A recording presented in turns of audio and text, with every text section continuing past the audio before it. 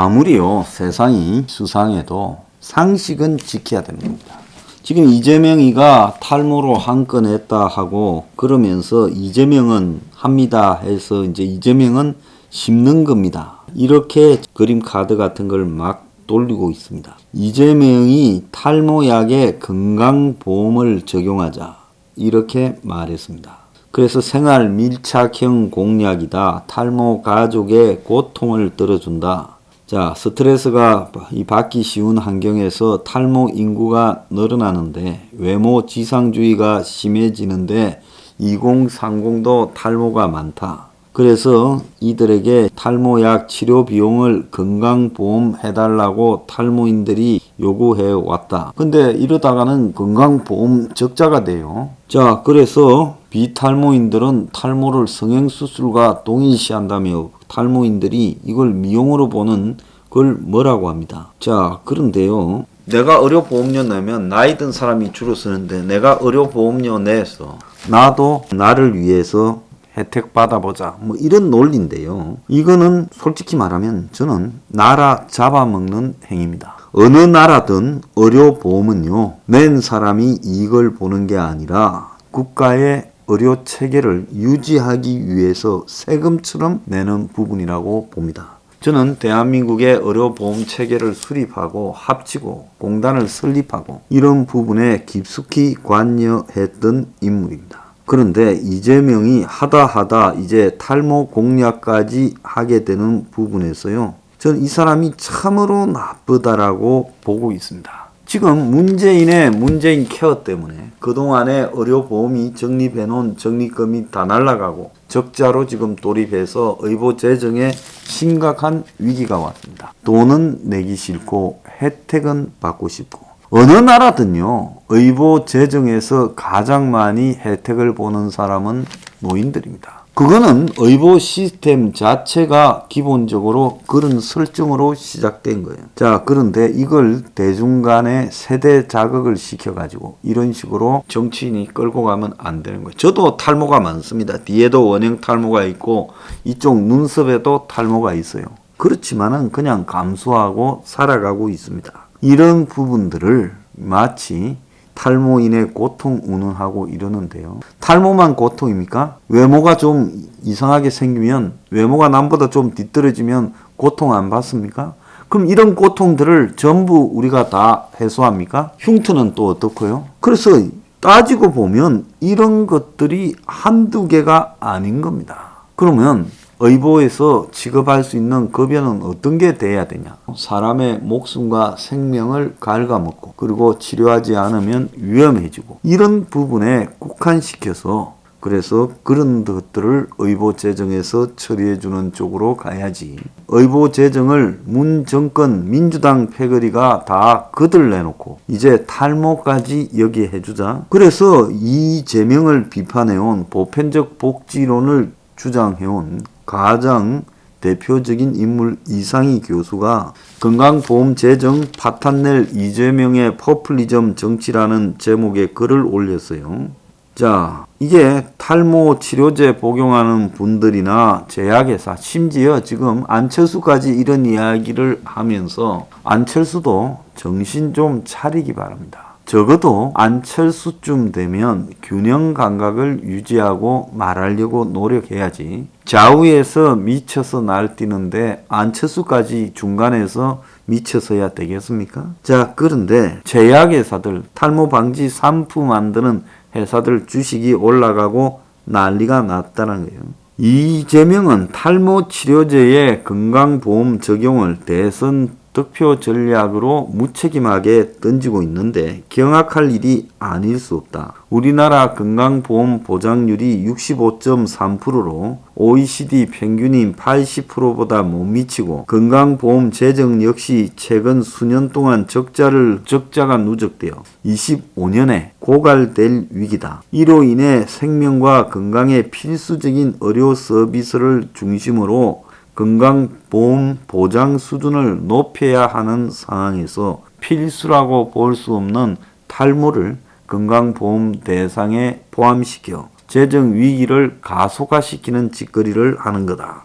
생명 건강과 직접 관련성이 낮은 탈모 치료에 1년에 수천억의 건강보험 재정을 지출하게 되면 공단은 재정적으로 죽고 말 것이다. 전적으로 맞는 이야기지요. 자, 이렇게 되면 다른 미용 시술도 보험 적용을 하라고 할 거고, 비급여인 탈모가 건강보험이 적용되면 미용, 성형, 피부과 수많은 시술 치료도 다 급여화가 요구될 거다는 겁니다.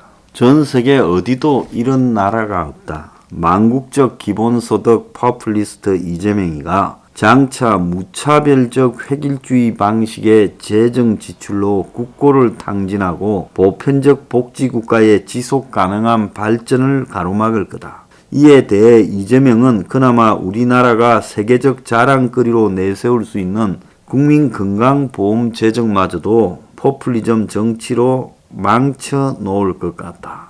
자, 요렇게 지금 비판했습니다. 전혀 손 하나 뗄 것 없이 옳은 이야기를 하고 있습니다. 이거를 이재명이 기발한 공약을 개발했다. 아무도 정치인도 생각하지 못한 부분을 이야기했다. 이재명의 부지런함이 빚은 성가다. 뭐 이런 헛소리를 하고 있습니다. 이재명의 탈모 건강보험에 외국 정치 SNS에서 이것은 페이크 뉴스가 아니다. 이렇게 글을 올린 모양이에요. 세계로 뻗어가는 K탈모라고 한국의 한 언론이 조롱을 했습니다. 자, 이재명이가 모든 것을 해주고 이재명이가 모든 부분에 돈을 뿌리고 그의 모든 비리는 잘 감추고 가고 있고 모든 부분을 말장난으로 넘어가고 있습니다. 그래서 대한민국의 국민이 이재명 같은 사람을 간절히 원하면 이재명이가 아마 나타나서 대통령으로서 대한민국의 문을 확실히 닫게 할 것이다. 그건 저는 틀림없는 사실이라고 보고 있습니다. 대장동, 백현동, 위례, 정자동을 그냥 연달아서 해치울 정도의 배짱이고 그렇게 사고를 쳐놓고 지금 이재명이 그 사고의 주역들을 자기 캠프에 그대로 두고 있습니다. 선대위 실무진이 불미스러운 일에 연루될 때는 원 스트라이크 아웃이라고 말하면서 대장동에는 적용하지 않습니다. 또 아들 문제가 생기니까 아들은 남이다. 이렇게 말을 합니다. 그리고 대장동은 지금 와서 다시 해도 대장동하고 똑같이 할 거다. 자, 지금 이재명이 선대위에 정진상이하고 또 김용희까지 둘이가 있다는 겁니다. 대장동의 핵심 인물이고 유동규가 압수수색 당하기 전에 각기 수차례 통화를 한 인물이죠. 자, 이재명이가 공적 영역에서 실수하지 않았다고 아주 자신감을 가지고 있는데 한 기자가 이런 게 너무 불편하다라고 기사를 썼습니다. 대한민국에 보면 지금 정권에 맞선 10억 적자 인천 카페 24시간 개방하겠다니까 며칠 지나서 좀 잠잠해서 경찰이 압수수색을 해서 그 카페 이용자들까지 지금 다 털어갔습니다. 자, 그뿐입니까? 이용구 전 법무차관은 특가법 피하려 택시기사를 해유했는데 경찰이 블랙박스 확인하고 내사 종결했습니다. 대장동에 연결된 이재명의 측근들과 참으로 통건 꼼수 의혹이 이재명 주변 인사들에 가득한데 자, 이것을 지금 이재명은 넘어가고 있습니다. 이재명이 공적 영역에서 과연 어떻게 위법들을 하거나 꼼수를 썼느냐 굉장히 교묘하게 했죠. 이재명 선거 캠프에서 현재 활동 중인 이태영 변호사입니까? 이재명으로부터 현금 3억과 3년 후에 팔 수 있는 상장사 주식 20억을 받았다. 자, 주식이란 우회로를 통해 변호사비를 대납한 꼼수를 썼는데 이 부분이 조사도 안 되고 있고 이재명의 측근 중에 측근인 김현진은 대장동 아파트 분양받아서 수억 원 시세 차익을 거뒀고 김현지가 하던 성남의제 21은 11년 동안인가 18억을 받았다고 성남시에서 지원받았다고 이야기가 있지 않아요? 최측근 정진상이도 대장동 아파트 분양받았고 자, 분양에 성공한 이들은 기막힌 우연으로 땅을 사서 재미도 많이 봤다는 거예요. 이재명의 수행 비서하던 백종선이는 버스 업체로부터 현금 수수 및 골프 접대로 2,600만 원 뇌물을 받고 징역 10년을 살았는데 그가 그만둔 수행 비서 자리를 그 동생이 하고 백 씨의 부인과 여동생들은 공무원 시험도 보지 않고 시청 산하단체에서 근무했고 그의 딸 백아연이를 성남시가 총동원되어서 도와줬다. 자, 이재명이 자기 가족과 자신을 둘러싼 논란에는 부족하다, 잘못 인정하고 사과한다 그러면서 국민을 대신하는 일꾼의 관점에서 공적 영역에서 권력을 남용하거나 무능하거나 정책적 판단을 실수한 게 있는지 살펴봐 줬으면 좋겠다. 자, 이러면 딱 대장동이잖아요. 그런데도 그가 성남시장을 하면서 지 주변을 이렇게 해놓고 공적 영역에서 실수를 하지 않았다. 자, 대놓고 누가 위법합니까? 대선까지 생각하는 사람이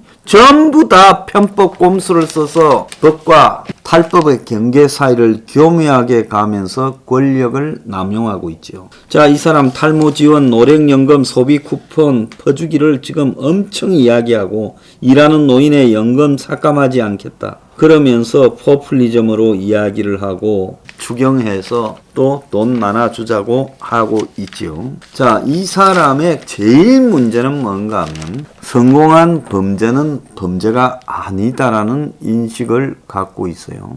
이런 사람이 21세기 대한민국의 대통령이 될 때 이 나라의 꼬라지가 어떻게 되겠습니까? 성공한 범죄라도 그것이 이재명이처럼 저렇게 떳떳하게 이야기할 게 아니라 감추려고 노력하는 사람이 최소한 양심이라도 있는 겁니다. 그런데 역대 대통령 나온 사람 중에 자신의 범죄들을, 자신의 가오들을 덮고 있다고 저렇게 떳떳하게 대놓고 말하면서 국민을 우롱하는 사람은 보지 못했다는 거예요. 자, 국민들 이재명이 좋아하십시오. 많이 좋아했어요. 나라 문을 제대로 닫읍시다. 이재명을 끝으로.